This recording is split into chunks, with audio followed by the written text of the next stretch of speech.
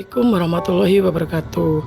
Kami dari kelompok 5 yang terdiri dari Bapak Muhammad Ali Gunawan, Ibu Nanik Mujayanti, Lailatul Wahidah, dan Nurul Komariah. Kali ini kami akan mempresentasikan tentang filosofi PAUD menurut Jean-Jacques Rousseau 1712 sampai 1778. Siapakah Jean-Jacques Rousseau? Filsuf abad pencerahan, tokoh berpengaruh dari Jenewa, Swiss, yang pemikirannya membentuk landasan ideologi modern dalam politik, moralitas, dan terutama pendidikan. Karya pendidikan ikonik, karya utamanya Emile or On Education 1762, berfungsi sebagai cetak biru filosofi pendidikan modern yang berpusat pada anak.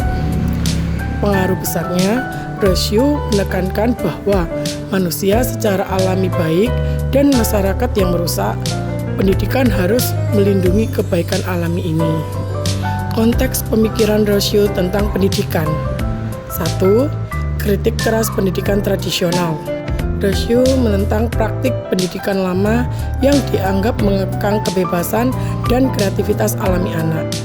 2. Penolakan norma sosial paksaan. Ia menolak pendidikan yang hanya bertujuan memaksakan kepatuhan pada norma-norma sosial tanpa mempertimbangkan kebutuhan dan perkembangan anak. 3. Mengikuti hukum alam.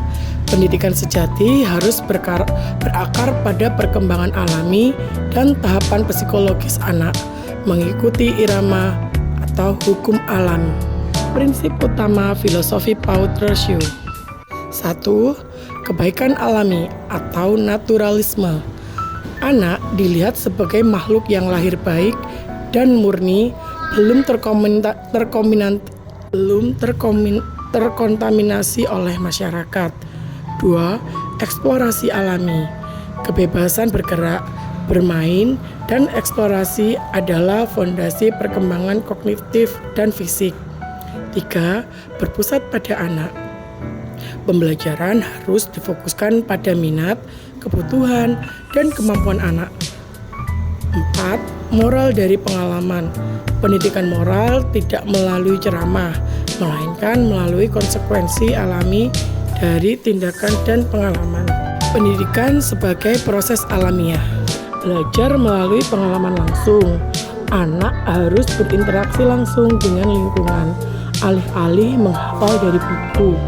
Ini membentuk pemahaman yang mendalam. Guru sebagai fasilitator.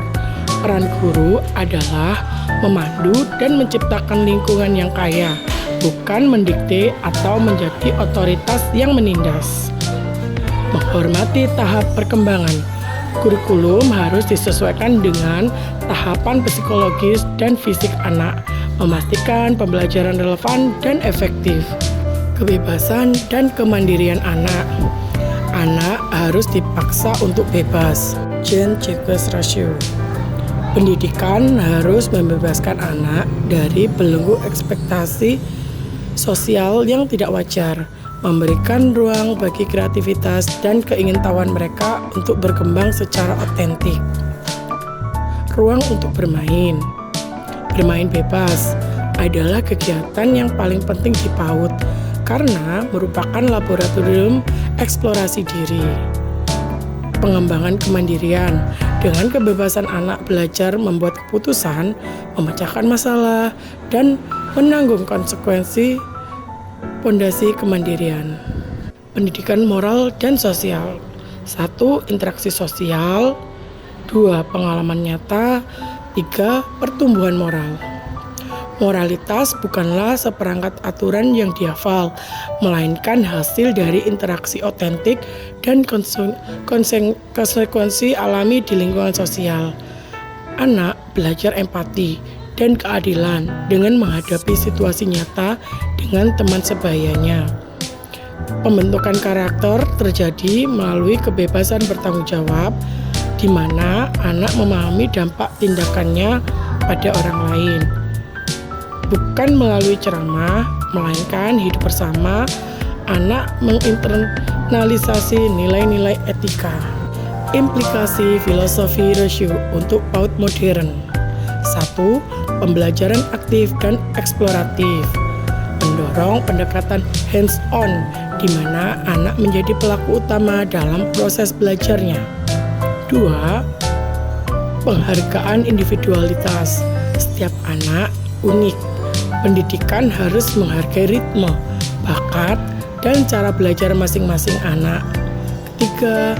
Lingkungan belajar yang mendukung, menciptakan ruang fisik dan psikologis yang aman untuk bertanya, mencoba, dan melakukan kesalahan.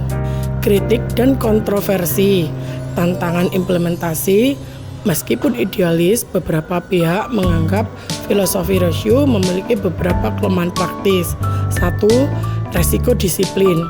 Kebebasan yang berlebihan dapat disalahartikan dan menyebabkan kurangnya batasan atau disiplin yang jelas.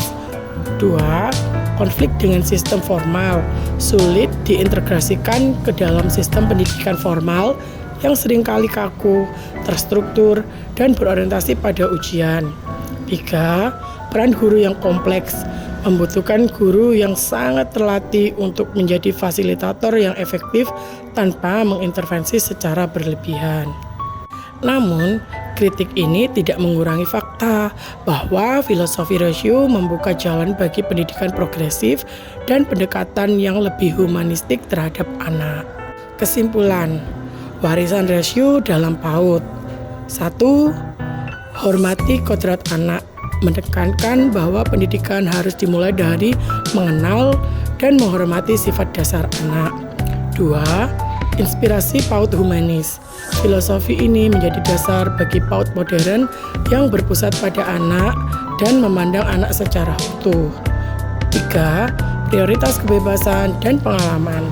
Kebebasan untuk bereksplorasi dan belajar melalui interaksi langsung dengan dunia nyata.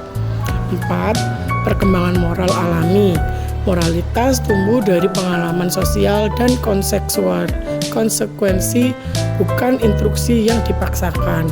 Inti ajaran rasio mengajarkan bahwa tujuan pendidikan adalah membantu anak menjadi diri mereka sendiri, mandiri, dan beretika melalui lingkungan yang memungkinkan perkembangan alami mereka. Terima kasih.